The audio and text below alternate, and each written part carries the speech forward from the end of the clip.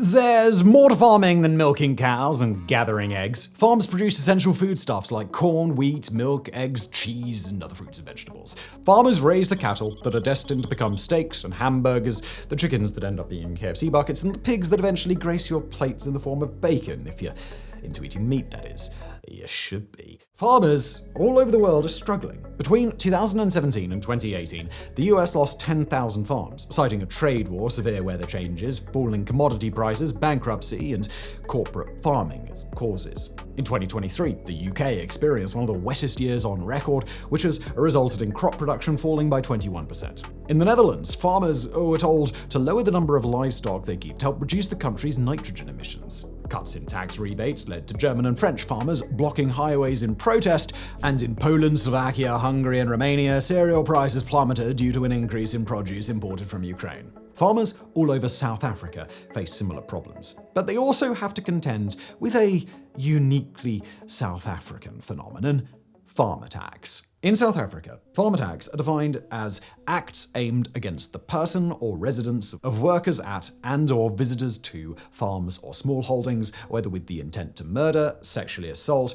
rob, or inflict bodily harm. Survivors of farm attacks have more colourful ways to describe the reality of farm attacks. They describe being woken up by armed intruders, being tied up, held hostage, and questioned regarding whether or not they had any cash or weapons in the house. Some describe being shot at through their bedroom windows, being sexually assaulted, beaten with blunt objects, cut with knives, or shot when their captors grew impatient. Their attackers then ransacked their homes, stealing food, clothes, electronics, money, vehicles, and weapons before fleeing the area. Family members describe finding out that their loved ones had been tied up and tortured to death. In some cases, their eyes were gouged out, or they were burned with boiling water, cooking oil, melted plastic, hot frying pans, or clothing irons. Some were dragged behind their vehicle or had their fingernails pulled out with pliers. Victims of farm attacks are babies, toddlers, children, teenagers, parents, grandparents. They are farm owners, farm workers, or just unfortunate guests. And if you believe the majority of sources on farm attacks, all of the victims are white and feel abandoned by the local police and the government, who all reportedly turn a blind eye to the dangers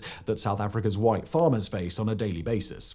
According to these sources, farm attacks are a recent phenomenon, when in reality farm attacks have a history that is as long and as bloody as South Africa's colonial history. They were already a common occurrence way back in the 1700s. Back then, the perpetrators of these farm attacks were often black slaves who ransacked homesteads looking for food and weapons before they fled into the wilderness. Then they were disgruntled tribesmen who'd been forced off their ancestral lands and were doing their best to drive the white man back into the sea. By the 1800s, they were members of black communities who had been forcibly evicted from their homes and who stole food, weapons, and cattle to survive. In the early 20th century, newspapers like the Rand Daily Mail regularly reported on these crimes, and the details of these attacks bear a striking resemblance to modern farm attacks. However, they weren't labelled as such. They were merely common crimes that took place in rural communities, crimes like stock theft, the theft of tools or vehicles, gasoline, animal feed, and common house burglaries that often turned fatal. It wasn't until 1953 that the South African media started to focus more on black-on-white farm attacks. That January, a white farmer named Roger Ruck and his wife Esme and their 6-year-old son Michael were murdered as part of the Mau Mau uprising in Kenya. Their murders made news headlines worldwide, and the South African media had no trouble drawing attention to the similarities between the murder of the Ruck family and farm attacks in South Africa. At the time, 4 of South Africa's neighboring countries, Namibia, Botswana, Zimbabwe, and Mozambique, were all fighting for independence from their European overlords. Mozambique wanted independence from Portugal, Zimbabwe and Botswana wanted independence from Britain, and Namibia wanted independence from the apartheid regime's rule. It didn't help that during Zimbabwe's civil war, white farmers were often targeted in an attempt to reclaim the land that had once belonged to the black Zimbabweans. South Africa's apartheid government saw these wars of independence as a direct threat to their way of life, especially since the black liberation movements like SWAPO, ZANU, and the ANC were being supported by the Soviet Union, China, and North Korea, who saw the growing conflict as an opportunity to destabilize their Western counterparts. In their minds, South Africa was surrounded by enemies, and the apartheid government's military powers reasoned that they had to implement a security buffer zone between themselves and the black communists who were gathering in the north. In 1979, the apartheid government passed the Promotion of the Density of Population in Designated Areas Act and started offering white families farms on the borders of South Africa, particularly next to Botswana, Zimbabwe, and Mozambique. These farmers were incentivized by promises of greater financial assistance, low-interest loans, increased subsidies, military patrols, and an annual allowance of 6,000 rand. In return, they had to act as a line of first defense, had to carry out surveillance on behalf of the military, and allow the South African Defense Force, or SANDF, to set up military bases on their farms when needed. This led to increased hostility between these farmers and the black communities who lived in the area, which in turn led to an increase in black on white and white on black violence, with white farmers fatally shooting any black trespassers they found on their farms. And since the SANDF used these farms as military bases, the ANC's military wing now considered these farms to be military targets, and they started placing landmines in the dirt roads that surrounded these farms. The ANC's military wing would later claim that their intended targets had been the military vehicles that often patrolled these roads, but their attacks led to the deaths of dozens of civilians, the majority of which were black farm workers who'd simply been going about their day. In January 1986, the ANC's leader, Oliver Tambo, publicly justified these attacks as follows. These farms have long been proclaimed and treated by the Pretoria regime as military zones. There are laws on the South African statute book which oblige the white farmers in these areas to be part of South Africa's so-called security system. When the apartheid regime instituted these measures, we were among the few people who warned against its dangers. It puzzles us that we are today being criticized for carrying out armed action in these areas that have been turned into military zones by the racist regime. This statement by the ANC led to General Andreas Liebenberg, the then head of SANDF, declaring that the ANC's strategy was the selective murders of white farmers with the aim of intimidating farmers into abandoning their lands, after which the ANC would identify deserted farms that could be used as ANC subbases. And just like that, the idea that the ANC's ultimate goal wasn't freedom from oppression, but a white genocide, took root in the collective mind of the Afrikaner. It didn't help that supporters of the ANC openly sang songs like "Kill the Boer, Kill the Farmer," while the Pan-Africanist Congress slogan was "One settler, one bullet." Then, white South Africans' worst fears were realized in 1991 when the Pan-Africanist Congress military wing, the Azanian People's Liberation Army, or APLA, implemented Operation Great Storm. The aim of this military campaign was to target white farmers, specifically so that black South Africans could claim the land for themselves. They would then rob these farmers of their firearms and belongings, which would be used to fund the organization's military campaigns.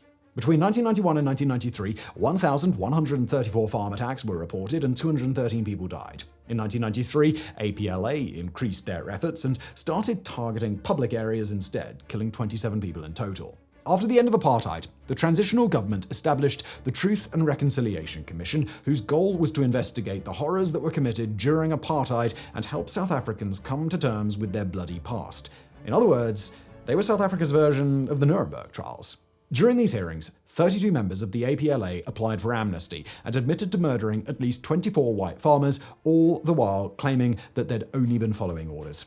The Truth and Reconciliation Commission would later condemn Operation Great Storm as being in gross violation of human rights, for which the PAC and APLA leadership are held to be morally and politically responsible and accountable. In the years following the end of apartheid, the number of farm attacks and farm murders taking place all over the country only increased. Between 1994 and 1997, 1,931 farm attacks were reported. 464 people died during these attacks, and their murders were widely reported in the media. This eventually led to farmer unions calling on the new ANC government for aid.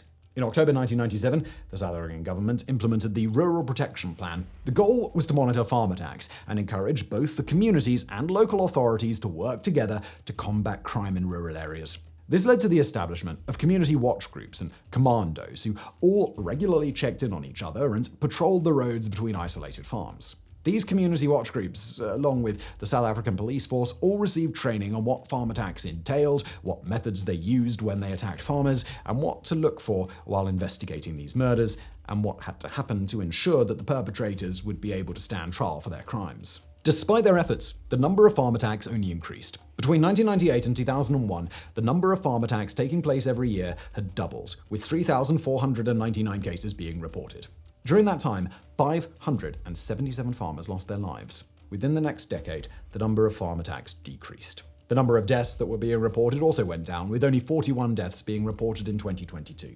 In comparison, the South African police reported that 27,272 people were murdered in South Africa in the 2022 to 2023 reporting period. That means that farm murders accounted for only 0.15% of all murders taking place throughout South Africa. That's incredibly underwhelming, considering that many still continue to claim that a white genocide is taking place in South Africa, especially when you consider the fact that within the span of 3 months, between 490,000 and 800,000 people were murdered during the Rwandan genocide. During the Walaga massacre in Kenya, the Kenyan security forces murdered an estimated 5,000 Somalis in a day. And in September 2023, over 100,000 ethnic Armenians fled Azerbaijan following threats of ethnic cleansing. Doesn't quite compare to the otherwise peaceful existence that most white South Africans continue to enjoy in the new South Africa, does it? So who's to blame for the continued spread of the white genocide theory? While the person who wrote today's script would perhaps happily point fingers at certain Afrikaans singers who openly preach about the glory days of apartheid and other Afrikaner ideologies, the truth is that they're not the only ones to blame. Every 4 years or so, right-wing, pro-Afrikaner organizations, advocates, and political parties in South Africa loudly call attention to the dangers that white South African farmers are facing every day. Their black counterparts continue to sing struggle songs like Kill the Boer, Kill the Farmer during their own political rallies, where they demand that the land should be returned to their rightful owners, which in turn has the pro-Afrikaner groups calling foul. It's a political tennis match that has been going on for more than 30 years, and it is unlikely to come to an end anytime soon. The reality is that farm attacks and farm murders are rarely motivated by racial hatred or political ideologies. In many ways, a farm attack isn't much more different than a common house burglary. The farms are often secluded and kilometers away from their nearest neighbors. The farms are chosen based on access and opportunity. More commonly, the perpetrators of these crimes are local, come from poor black communities, and are purely motivated by greed. The attackers are usually between the ages of 20 and 27, and despite their brutality, their crimes are often described as being amateurish. In most cases, their victims are assaulted and taken hostage after interrupting a robbery in progress. The adult males are incapacitated, the children held hostage, and the women are then asked to hand over all the valuables inside the house. The probability of someone being murdered during one of these attacks increases exponentially as soon as the victims start shooting at their attackers or trying to put up a defense. The majority of the victims are over the age of 60 and are white, black, colored, or Asian. And unfortunately, the majority of these cases go unsolved. It's a sad reality, but it's not one that's unique to South Africa. In 2002 and 2003, the Australian Institute of Criminology conducted their own studies into farm attacks. Their findings are similar to those of their South African counterparts. Farm attacks occurred on isolated farms and were most often motivated by greed. Where South Africa reported an estimated 2,035 farm attacks in the 2002 to 2003 period, Australia reported 4,717. The only difference is they didn't include murders under the list of crimes reported. The same goes for countries like Scotland that have implemented a rural crime strategy to help combat rural crime in their country. Now, before you light your torches and grab your pitchforks, we'd like to point out that the writer of this script actually grew up on a South African farm. They've been the victim of farm attacks. They've lost family members because of it. They're in no way saying that the plight of South African farmers is not real.